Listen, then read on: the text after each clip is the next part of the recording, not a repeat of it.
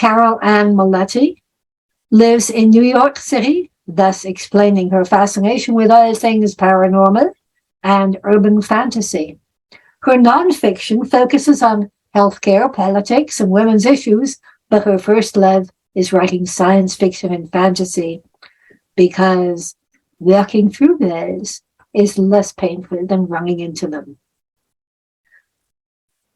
Oh, Carole. Carole.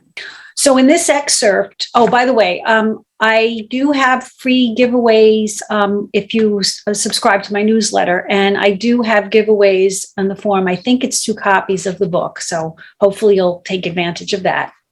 So in this excerpt, Tana visits a botanica, seeking guidance from a cantankerous Santera who's old enough to remember Arnaldo being raised by a grandmother after being abandoned by his drug-addicted mother.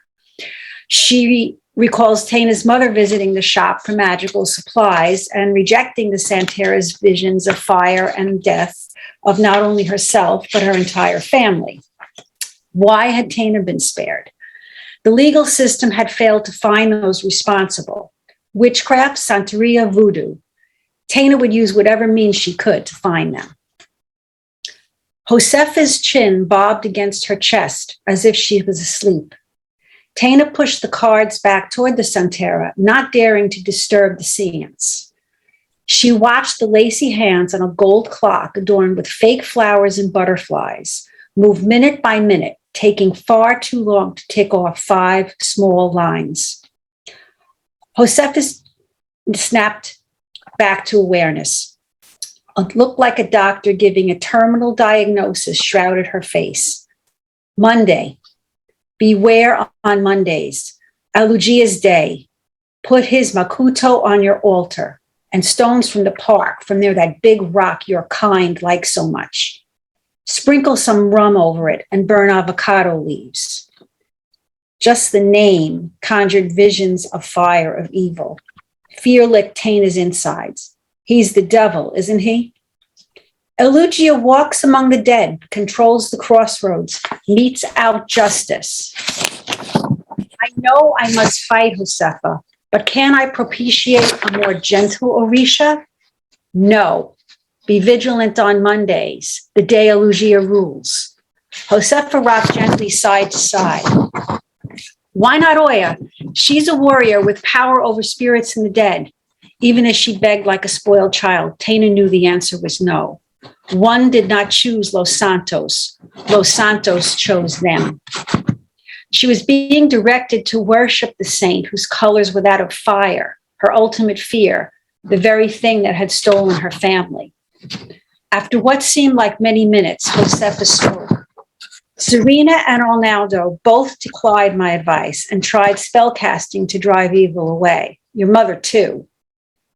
Josefa came back to the room. Her glare chilled the air. Tana shivered. My mother, too? Josefa's eye narrows. Her chin rose. I put my faith in the saints. My magic is prayer, sacrifice, and I'm still here. Her patience seemed to have run out. How does one pray to the devil? Josefa took off her glasses. Her demeanor softened. Elugia walks with Yamaya. She still calls for you and has great influence over him. A las migrañas better with the potion? This woman was an expert at distraction. Yes, they are. So my potion has given you clarity of thought, the ability to see through the interference of those who mean you harm. Wait outside while I prepare more for the days to come. Josefa hobbled to the velvet curtain, looked at Tana, and shook her head before disappearing. Tana paced. Whatever Josefa was brewing must be quite intricate. The shop bell tinkled. The sticky door scraped over the floor.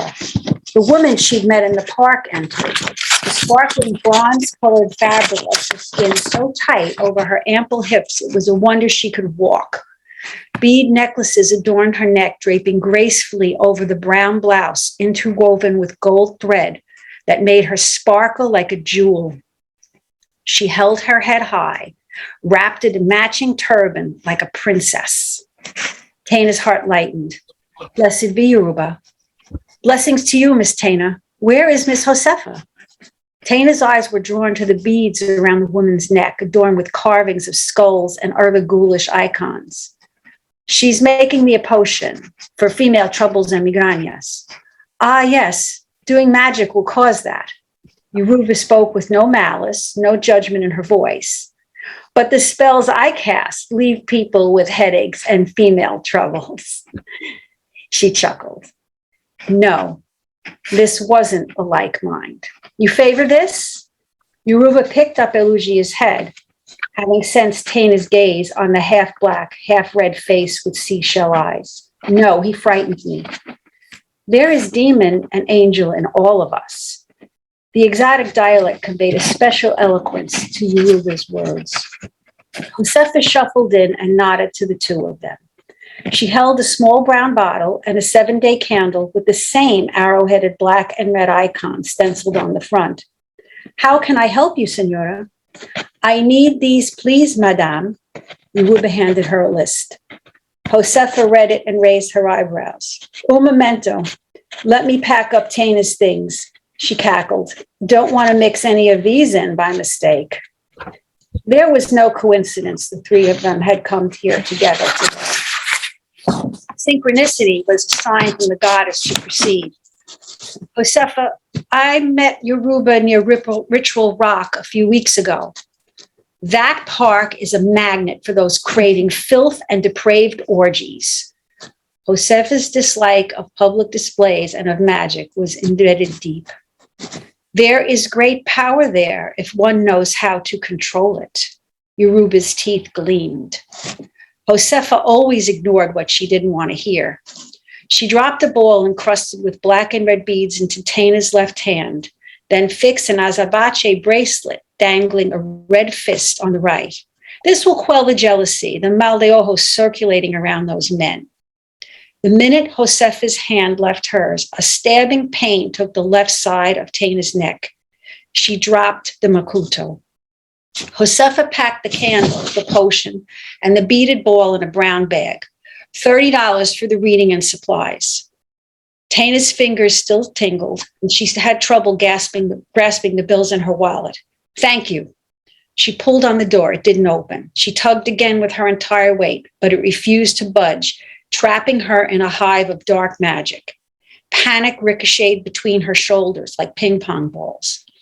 While Josefa was stowing cash in the drawer, Yoruba pulled the door open with no effort and whispered in Tana's ear, I saw you in the park with your man, making love and magic in the rain.